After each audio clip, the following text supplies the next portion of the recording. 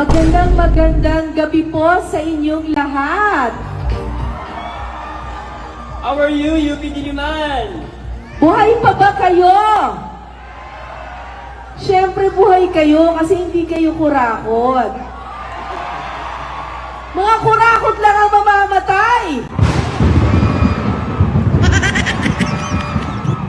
4 pa lang napapatay ko eh.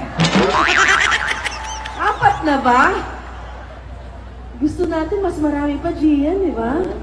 Marami kasi din pinapatay yung mga kurakot eh. So, Busy pa ata si kamatayan eh. hopefully, this gives them time to repent. Oo nga eh.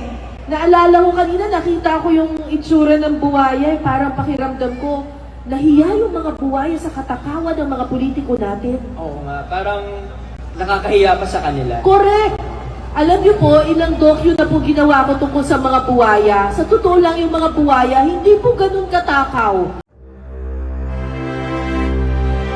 Tanong ko po, Mr. President, kailan po kaya mangyayari na may makukulong at kailan po ito? Palagay ko, hindi palagay ko, alam ko, bago magpasko. Hoy, tapos na yung Pasko, wala pang nakukulong, gunggong ka. Hintay pa naman ng hintay tong mga tanga mong supporter nung Pasko, tapos pinuyat mo lang sila. Ang sabi mo daw sa kanila, ang sabi mo, may makukulong bago magpasko, yung pala wala. Hindi ka ba nahihiya sa kanila?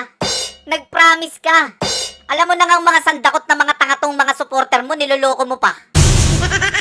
Palagay ko, hindi palagay ko, alam ko, bago magpasko. Bago magpasko ng... Anong year? Uy! Bisit, nakalimutan yung year eh. Kayo naman kasing mga journalist, bakit kayo kumakausap ng adik eh? Ang dami naman pwedeng tanongin dyan, ang dami pwedeng kausapin, adik pa talaga kinausap nyo eh. Alam nyo naman pag adik, wala kayong makukuhang matinong sagot dyan eh. Ang linaw-linaw ng tanong sa kanya, di ba? Ang sagot niya, palagay niya, tapos alam niya. Ibig sabihin, hindi siya sure na sure siya. O hindi siya sure kung sure siya. Ang gulo, di ba? Parang sa sobrang tanga mo, hindi mo alam na tanga ka. Bago magpasko. Huwag nyo nang lokohin yung mga tao. Gusto mong may makulong? Subukan mong bumaba sa pwesto. Sigurado gugulong yung kaso. Walang malaking isdang makukulong hanggat kayo yung nasa pwesto. Gusto nyo ng logical? Nakita nyo yung journalist, di ba? Yung tinatanong niya, yun yung kriminal. Kung may makukulong ba daw, tinanong yung kriminal. Bago daw magpasko, sagot ng kriminal. Inaapi at sinasaktan si Bongbong. Walang ya talagang buhay to. Kami pa talaga nang-aapi ah. Si Bongbong pa talaga nasaktan ah. Oy, trilyon ha, trilyon yung ninakaw sa taong bayan ha. Lahat ng Pilipino dito yung biktima. Anong inaapi yung pinagsasabi mo ha? Kalmado at mahinahon si Bongbong. Anong kalmado? Baka kargado. Saka anong mahinahon? Galaw nga ng galaw yung panganyan, anong mahinahon doon? Dapat kargado at lakas tama si Bongbong. Ganun. Hoy, yung nagtatanggol lang kay Bongbong, kung hindi bayad, batak. Yung pagnanakaw, matagal na nilang tatak. Yung kulay ng budhi nila mas maitim pa sa uwak. Kanta ka ng kanta, hindi mo ginamitan ng utak. Ben, mga nabudol din yan. Ngayon may bago silang kanta. Ano title? Nagbago sila. Nagbago sila? Parinig nga. Nagbago sila. May bago ng kulay. Dilawang dala, dilawang galaw ng bagong lipunan. Nagbabago na sila. Dilawan at pula. Nagtatandem na nga bagong lipunan. Kung gabi nagparty ang lahat at inaabot pa ng magdamag. Madaling araw nagiinuman yung... Hoy Bongbong, Malaki ang pagkakautang mo sa mga tao. Bakit wala pang nakukulong? Magpaliwanag ka, huwag ka magtago sa saya neto. Sa lahat ng mga nangyayaring kawalangyaan sa gobyerno, ang may responsibilidad, Pangulo. Yung General Appropriations Act, sinalaula ng Kongreso. Biruin nyo, sa laki ng budget, wala man lang napala yung mga tao. Yung 2026 budget, yari na. Habang may anomalya pa, may susunod na budget na naman sila. Easy money, ang kakapal ng muka. May parating na budget na naman sila, tapos wala pang nakukulong. Yun ang masama. Nasa political crisis na tayo ngayon. Sa history ng Pilipinas, ito ang most corrupt administration. Malacanang sangkot sa korupsyon. Senado sangkot sa korupsyon. Kongreso sangkot sa korupsyon. Mga ahensya ng gobyerno sangkot sa korupsyon. Pansinin nyo sila yung magnanakaw, sila din yung mag-iimbestiga. Gagawa sila ng malaking teleserye para mapaniwala ka. Kukuha sila ng mga extra tapos ikukulong nila. Eto namang mga tanga na to, naniwala. Yung pagiging tanga, naging hobby na nila. Sa sobrang tanga nila, yung trust rating ng amo nila naging -3 na. Kahit -3 na, yung mga tanga na to, bilib na bilib. Sa trust rating daw kasi yung amo nila nag-negative. Pero sa drug test, nag-positive. Uy, Bongbong, ang kapal ng mukha mo, bumaba ka na. Buong Pilipinas sa'yo, wala nang tiwala. Biruin mo, -3, hindi ba kayo nahihiya? Kung presidente ng ibang bansa yan, nag-resign na. Hoy, mga tanga, wala na sa kulay to. Nasa krisis na tayo. Yung biktima rito, buong Pilipino. Yung kahirapan, hindi magtatanong kung anong kulay mo. Yung baha, hindi magtatanong kung anong kulay mo. Yung bagyo, hindi magtatanong kung anong kulay mo. Basta sa 2028, BP Sara tayo. Grabe talaga, grabe talaga si BP. Nung September, positive 25 si BP. Nung November, positive 31 si BP. Yung bongbong nyo, sarap sampalin, -3. Kung ako sa inyo, iuwi nyo na sa Ilocos yan. Incompetent naman yan. In short, walang silbi. Ipasok nyo na lang sa barangay yan. O kaya parehab nyo. Pasampal nyo yung mukha para tumuwid yung panga nyan. Yung national budget ng 2023, 5.2 trillion. Nung 2024, 5.7 trillion. Nung 2025, 6.3 trillion. Partida, puro mga ghost project pa yun. Hindi nyo napansin yung budget, palaki ng palaki. Para yung manakaw nila, padami ng padami. Sa history ng Pilipinas, eto pinakamagnanakaw na presidente. Mas matindi pa to kay Pinoy, grabe. Kaya walang makakasuhan, sila yung kriminal, paano may mahuhuli? Mula 2023 hanggang 2025 national budget, binaboy nila.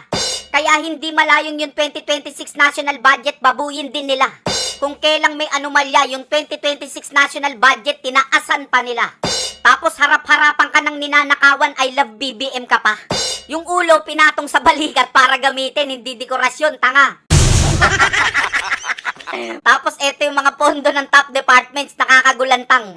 928 billion para sa education, tapos 22 classrooms lang. Tapos 881 billion sa public works, tapos puro ghost project lang. Tapos 320 billion sa public health, tapos kinukuha lang. Kaya kung I love BBM ka pa rin, magparehab ka na lang. Magandang gabi po sa inyong lahat. How are you, UP Diliman? Buhay pa ba kayo? Siyempre buhay kayo kasi hindi kayo kurakot. Mga kurakot lang ang mamamatay. 4 pa lang napapatay ko 4 na ba? Gusto natin mas marami pa, Gian, di ba? Marami kasi din pinapatay yung mga kurakot So, Busy pa ata si kamatayan hopefully, this gives them time to repent. Oo nga Naalala ko kanina, nakita ko yung itsura ng buwaya parang pakiramdam ko, nahiya yung mga buwaya sa katakawan ng mga politiko natin. Oo nga, parang nakakahiya pa sa kanila. Correct! Alam niyo po, ilang docu na po ginawa ko tungkol sa mga buwaya. Sa totoo lang yung mga buwaya, hindi po ganun katakaw. Isang tao, isang araw lang kinakain ng mga yun Pero yung mga politiko natin, kakaiba! Oh, yeah. 4 na pala, Kara. Akala ko 2 pa lang Para hindi malito si kamatayan, pangalanan mo na kasi. Halimbawa, 1st District ng Leyte. O kaya First District ng Ilocos Norte. O kaya yung magnanakaw na adik na may bibig na tabingi. Gaano po kahalaga itong listahan na maisa publiko talaga, lalo na kung galing po ito sa DPWH po, no, na gusto talaga ni Congressman Leviste na sa side talaga ng DPWH ilabas ito. Kung ito ba ay mailalabas do, marami na tayong mga nababasa na mga sinasabing kaparehong kopya. Sa tingin nyo po, malalaman na rito sino yung mga big fish? Ay, oo, definitely. Kasi ang nakuha mismong lista ni Congressman Libiste, direkta kay Undersecretary Cabral. Ang trabaho ni Undersecretary Cabral at that time, siya yung nag-aayos-ayos nung nilalagay na pondo sa bawat distrito. And batay nga doon sa kanyang hinawakang listahan, maging doon sa mga galing sa kabinete. Merong mga listahan galing sa kabinete, Kongreso o Senado, makikita talaga natin yung nilalagay nilang allocable. Alam mo, yung pagtuturo at tungkol sino mga tao, importante yun. At importante yung maimbestiga natin yun. Pero ang mas importante dito ay makorek natin yung sistema at proseso ng budget. Katulad ng binabanggit ko, hindi pwedeng ganun budget. Di ba? Alam mo dati, Admara, ang budget ng isang congressman sa amin noon, meron kayong 70 million, 50 million for infra, or 40 million for hard infra, 30 million para sa mga ospital, kung ano mga kailangan gawin. So, that's it, 70 million. All the national programs were implemented. Ngayon nagulat ako. Nung pumasok ako, nung unang dating ko dyan, bilyon-bilyon na yung pinag-uusapan sa distrito. Okay lang yun. Walang problema yung bilyon-bilyon. Kung naitatalaga mo at naiayos mo yung national budget, yung national program for infrastructure. Pero kung ang mga, yung sinasabi nating pondo na ODA, Overseas Development Assistance, na ibinigay sa atin sa infrastructure, ginagalaw natin, hindi natin lalagyan ng pondo na commitment natin yon. Yun yung mga delikado kasi yung based doon sa mga foreign assisted projects, ito talaga yung malalaking proyekto na kailangan pondohan. More than usual, hindi natin kaya na pondohan kagad. Kaya sinasabi na, sige, maglalagay kami ng pondo sa inyo, tutulungan na namin kayo, pero maglagay kayo ng counterpart funding. Maglalagay ngayon tayo ng pondo para dyan. So, kung ito naapektuhan na rin, ibig sabihin, ganun na kababoy yung nangyari sa budget natin. Opo. And meron pong sinabi itong si Congressman Leviste na tila hinaharangan siya. In fact, magsasagawa sana siya ng privilege speech nitong mga nakalipas, hindi siya napagbigyan or may humaharang sa kanya. Kanina naman po sa kanyang post, sinabi niya na magkakaroon siya ng privilege speech mamayang hapon kung papayagan po. Bakit kailangan pa na umabot po dito po, Congressman? Bakit hindi ipinagmamalaki ng mga nandoon sa listahan na yun, yung kanilang mga proyekto na nabanggit nyo nga po, na talagang parang naging kalakaran na nagkakaroon sila ng proyekto para sa kanilang mga constituents at sinasabi naman na wala namang masama siguro kung siya ay naging proponent, basta wala lang siyang komisyon na kinuha doon sa kanyang pinopose na proyekto po, Congressman. Well, kasi Admar, lahat ng mga sinabi mo tama, pero yun nga, lahat ng mga yun ang iniiwasan nila. Kasi pagka nagkaroon ka ng malalim na investigasyon, lalabas talaga kung sino talaga yung proponent ng proyekto, kung sino yung contractor, siguro yun ang iniiwasan nila. Pero tama ka, di ba? Kung talagang, kunyari ko, ako yung congressman, nagawa ko na napaayos ko yung ospital ko, nagawa ko na napaayos ko yung aking eskwelahan, ipagmamalaki ko yun. Pero yun nga mukhang iba-iba na itong mga proyektong to, hindi na to talaga yung mga pangunahing pangangailangan. And siguro marami din ng naiiya at ayaw nilang ma-expose itong kanilang mga ginawang proyekto sa kanilang mga lugar. Ako mismo may nakita akong listahan, Admar, at personally, investigahan ko. Grabe, kalalaking pondo sa mga hindi kailangan proyekto. Talagang parang itinapon lang yung pondo and I would also like to investigate these things kasi sayang hindi naman to milyon kundi bilyon-bilyon. Pangalawa, ito sana yung mga pondo na nagamit para nag-aral yung bata, yung ospital natin na iayos. Biruin mo, ito yung parati tayong nagagalit dun sa hospitalization, kulang ang budget, parati tayong nagagalit sa edukasyon, kulang mga equipment, facilities. Ganito pala bilyon-bilyon lang parang tinatapon lang na walang kwenta. Meron po panukala si Senador Robin Hood Padilla, Congressman. Kayo po ba'y sumasang-ayon dito na i-demonetize na yung 1,000 piso po na paborito siguro ng mga korap at nandun sa kanilang mga maleta at kung saan nila na itinatago po ito? Kasi kung wala naman tinatago, ipapalit nila yan ng, para hindi ma-demonetize po. Ano sa tingin nyo po itong ganitong klase po ng panukala ni Senador Robin Hood Padilla, Congressman Mike? Maganda yan. Isang brilliant na proposal yan. Para tingnan natin, no? It might be as simple as it is, pero maganda ang proposal na yan. In fact, even before, marami na nag-propose ng ganyan na i-demonetize, and I'm glad na officially inilabas nila to sa Senado. Pero ang tanong natin, kung papayag ba yung mga kasama nila dyan sa Kongreso at Senado na demonetize, dahil baka nga sila ang unang maapektuhan nito. Yun nga po, kasi pahirapan nga yung pagpapalabas doon sa mga files mula sa opisina ni Yusek Cabral. Ito pa na talagang marami po yung madadamay, Kong. Oo, katotohanan. Kasi nga, alam mo, baka marami dyan nakatago sa bula, no? Nakatago sa kwarto. Maganda yan para makita natin at lumabas talaga. Tulad na sinabi ko, Admar, siguro ang bayan nagpulat na din talaga eh. Ako mismo, nagserbisyo ako ng Kongreso, nagserbisyo ako sa kabinete. Nagugulat ako pa. So less than Senate President Drilon, parati ko siyang napapanood na sinasabi niya, the most corrupt budget in history. And this has to be corrected. Pag tuloy-tuloy ito, naku, talagang kawawa ang Pilipinas. Talagang lulubog talaga. Walang kaduda-duda. Opo, nababanggit nyo po na yung 2025, yung most corrupt na budget no sa history. Sa tingin nyo po, kasi matatapos na po, mga ilang araw na lang bago po ang bagong taon, pero wala pang nagiging desisyon dito po ang Korte Suprema. Bagamat doon sa 2024 budget, meron pong mga ilan na mga associate justices na nagko-question doon sa constitutionality po ng 2024 budget po. Kong Mike, no? Do ang kanilang naging desisyon doon ay patungkol po doon sa pagsusoli ng PhilHealth. Nakikita nyo na po ba na medyo dapat bilisan din ng Korte Suprema? Kasi maaari din bang yung nagiging style nila sa pagbabudget sa 2025 ay ganun din sa 2024 and at the same time itong 2026 ganun din sa nakalipas na mga budget?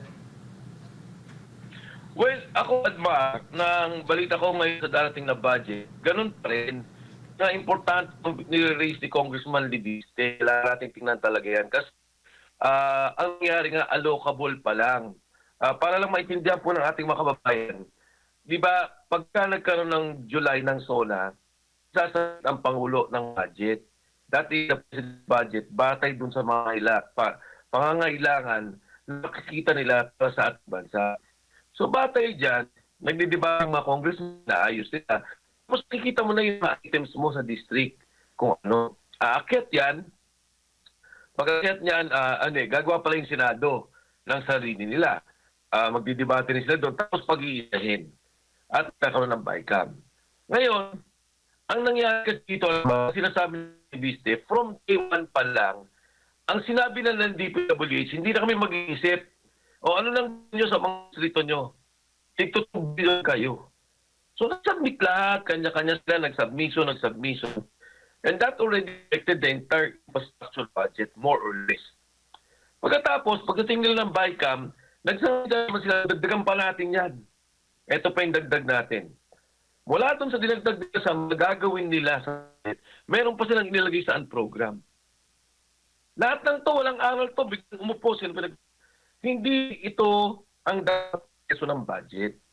Hindi ito ang isang budget na sa sitwasyon ng ating bansa. Dahil nga ang budget, nag-uusapan niya, kaya may budget preparation ng tagal, tinitingnan nila kung ano yung mga pangailangan ng mga pangulo para ayusin yung ating kabuuang programa. Kung ano yung talaga, kung gagawa ka ng airport ng international airport, ba? Gagawa ka ng bridge. Yan, yung C5 na ginawa dito sa Metro Manila, yung EDSA, yung mga flyover, kasama yan sa mga plano na kailangan para maiayos yung infrastructure requirements natin. Pati yung mga flyover sa iba't ibang sa Cebu, Davao, lahat yan, pinaplanuhan. So dapat gano'n yung budget. At hindi pwede itong okay, congressman, 300 kayo, o sige, tignan kayo pag-isipan ko anong gusto nyo.